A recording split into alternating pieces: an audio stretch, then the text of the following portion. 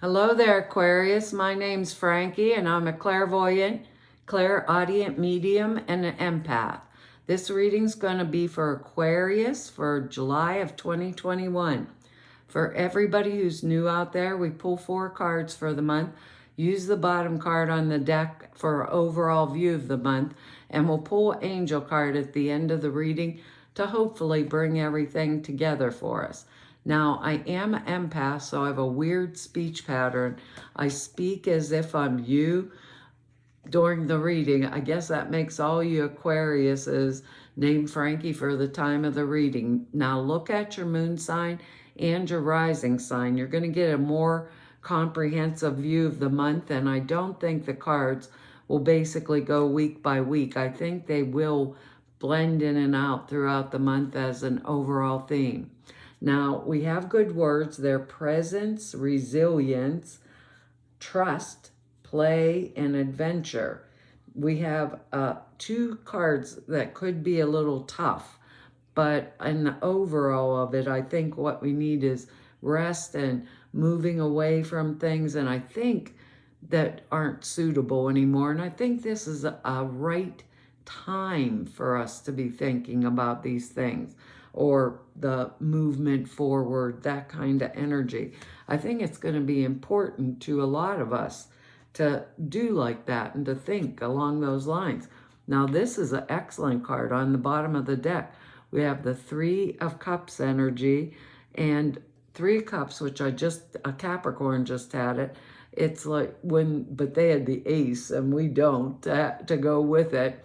Usually when the 2 of Cups comes, first is the Ace, which means new love, new beginnings, all that kind of stuff. Then the 2 of Cups energy is when you get coupled with another person. Oh, my cat just slammed me in the leg jumping up on the chair. You get coupled with another person, or in a partnership, maybe have a baby, or a friendship or a partnership that gets creative and produces a saleable product. This is a good card. It's a card of experiencing success, experiencing plenty in our life. A time of merriment, time of celebration is at hand. Feelings that we were murky before can become very, very clear, and we would start to begin to understand our emotional patterns in a positive and growth producing type of manner. So we're on our way now to doing great things in our lives, which is a good time for all of us, not just we Aquariuses, but a good time for everybody, basically in general. But I think we're going to have to take a hand into some of this energy, like this month, and a little bit push it along if we need to. I'm thinking it's the right time to do it, but making those decisions, like taking the things off of our plates that aren't appropriate anymore, because now we have the 10 of Rods energy here, and this is us taking up all 10 rods, right? Taking up new responsibilities that are appropriate to a new cycle that's coming into our life. Now, they may seem burdensome in some cases, and they may seem very heavy, but we would have the strength this month and the character to be able to carry these burdens, and we would feel like we can do anything, no matter how tough it is, or no matter how difficult the task is. On the other hand, with this 10 of Rods energy, everything we did and worked our butts off for could have went for nothing or for naught. So we might be carrying some burdens that don't really legitimately belong to us. And I tell you that all the time about this 10 of Rods. So we might feel weary if these aren't our burdens to carry that we're excited about carrying. We might feel weary. We might feel worn out. We might feel like the whole world is on our shoulders No one else is helping us carry this load, but it's up to us whether these responsibilities that we're doing are legitimately ours or do they belong to someone else. Because sometimes one member of a family, one member of the corporation gets all the dirty work because for the simple reason they're willing and capable of doing it. So people just push it on us, and we're the type of person, if it needed done, we'll do it. I don't think people realize that as much about us as they do other energies around us. But to me, an example, a couple examples. One's the kids are all home or something like that. And I'm doing all the cooking, all the cleaning, all the everything. And everybody in my home's throwing everything on the floor. So I say, Johnny, go make your bed and clean up your bedroom one day. Johnny looks me in the face and says, I'll get it in a minute, Mom or Dad. And I say an hour later, Johnny, go clean up your bedroom. And this goes on and on and on, and I end up in the bedroom cleaning it up. Or the coworker that every Friday throws all their work left over on my desk and says, I have an appointment. I've got to leave early and the boss wants us done. And they've been doing it to us darn near every Friday since we started working there. And I turn around and hand them back the work. And I say, this isn't mine. I have more than enough of my own, and I may have to stay longer to do my own work and not get paid for it. I'm not staying any longer, basically, to do your work. So if it is someone else's, make sure other people are doing their fair share. Basically, if they aren't, ask for help if we need it.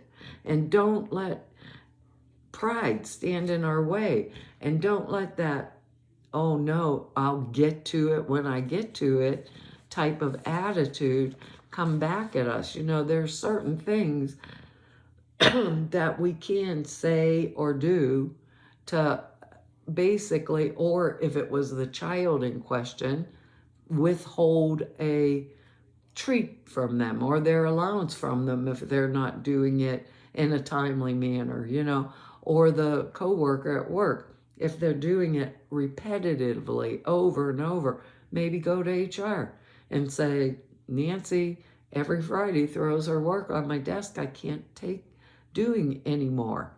I'm here every Friday overtime doing this job, and that's just trying to get my own job done. Now, is there something you can do about it? Maybe if they don't make effort to do anything about it, maybe that's not the job I want to be in, and maybe I don't want a coworker that acts like a good old Nancy, you know, or whatever their name is. Those are examples of carrying that load that doesn't belong to me. I think because this is the right time. We're freeing up energies to do the things that we need to do this month for ourselves, because now we got Six of Swords energy, and we are air energy. We are swords energy. And this Six of Swords indicates that we're moving away from past troubles and we're putting them behind us now. You can see there's choppy water on one side of this boat and calm water on the other side. And I always think that the Six Swords in front of this person with their head down are lessons that they learned that they don't choose to learn again. So they're keeping them at the forefront so they don't repeat it. So it's a beginning of a new phase in our lives after a time of upheaval. We have stabilized our situation now, and we're feeling a new peace of mind around it, where things are calm, like the calm after the storm type of energy. And it's a period where it's smooth sailing for us now, period of smooth sailing, and we relatively few problems, you know? So we're going to have to start pushing through the things that are holding us back. It's a time of integration or reintegration and lack of tension prevail. New friends, new relationships come into our life that we can trust, really trust now. After intense suffering, we'd be back in the harness basically with ourself and feeling good and feeling together again, feeling like this is right. This card can also indicate a move or a journey over water.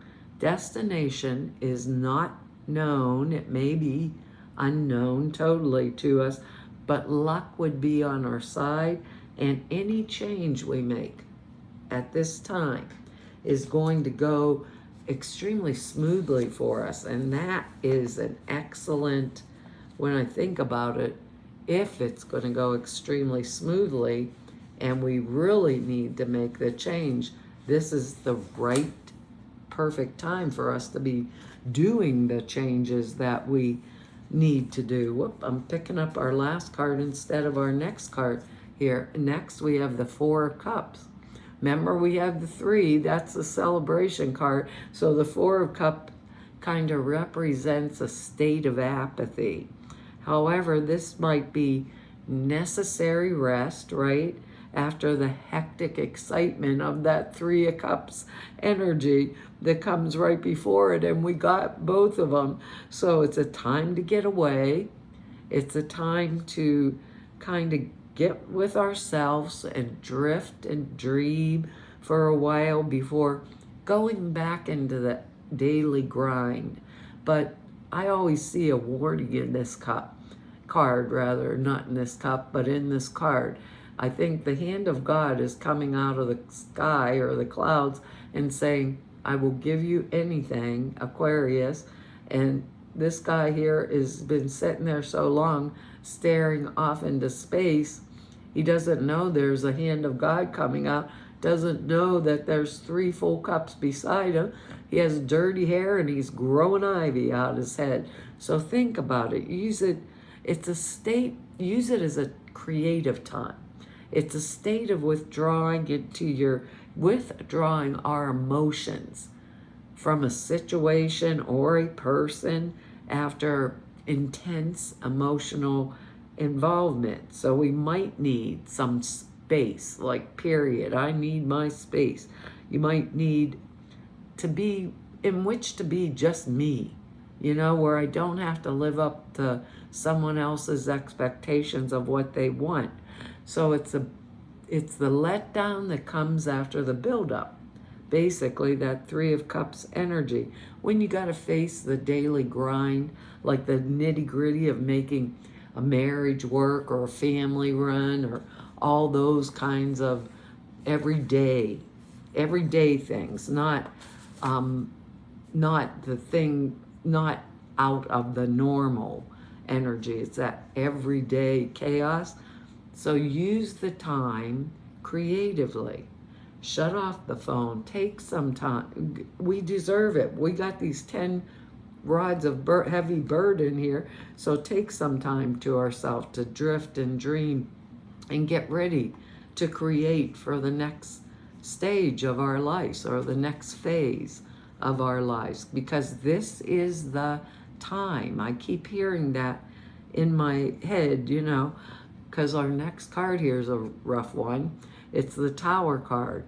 But the Tower card, no, it's not going to lightning strike us and burn our house down energy, but it represents some kind of a disruption, catastrophe, adversity. I couldn't get the word out. Adversity that might have to be faced, but it's for the best, because it's the overthrow of false ideas, old habit patterns, things that we used to do, maybe like carrying the 10 rods of burden for other people that aren't really ours. Most people, though, do not like change, and the Tower card brings some kind of change. So it could represent like really uncomfortable feelings to us. Sometimes there's some kind of loss, maybe personal, sometimes financial type of loss, or the breakup of a marriage, things like that. But usually the catastrophic event, right, could have been avoided if I really, really had looked around at all the things that were going on in my life and saw them clearly. This happens when this tower card comes when we get our feet stuck in the mud and we can't move, but yet we are discontent with life the way it is. We're stuck in the status quo, and we're really unsatisfied and discontent, but we don't know how to break out of it. So something comes along that shakes us up and makes us, it fires off this urgent need to change something or to break free of something in our lives, and any kind of restrictions that we felt were holding us back.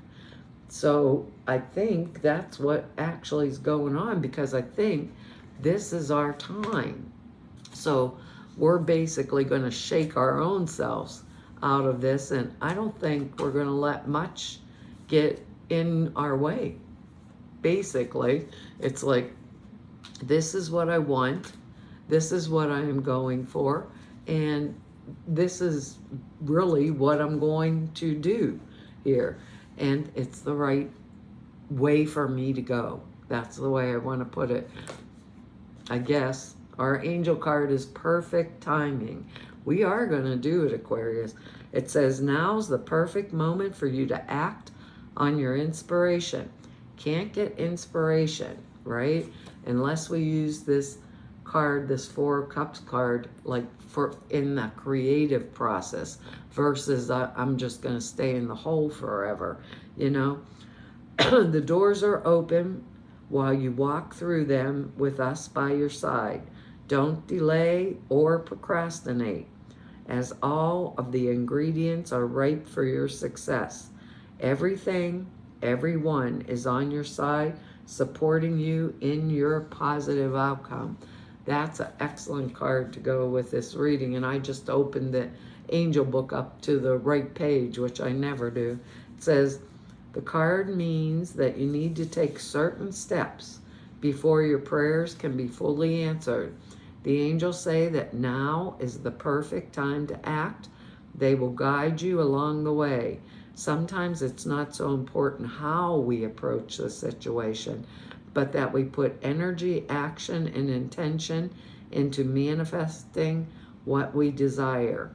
Once we take the first step in the direction of our desired outcome, the universe then gives us the additional help. Take action now. The situation will work out well, provided you don't delay, make a decision. Any blocks in the past were because the timing wasn't right.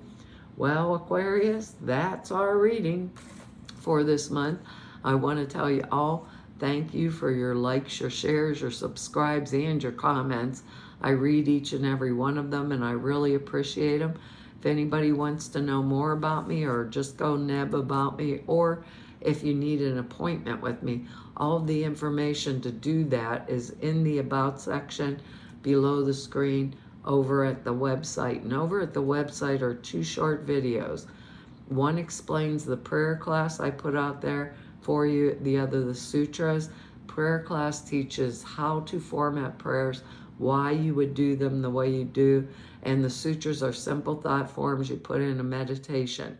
Takes 5 minutes a day, and it enhances the clear perceptions. But videos that explain them are over at the website. So to everybody I've met through 5 whole years of YouTubes now, and everybody I've met through 33 years of this work, I want to tell you all, it's been an honor, a privilege, and pleasure to serve you. Hopefully I'll see you back here next month. Bye-bye.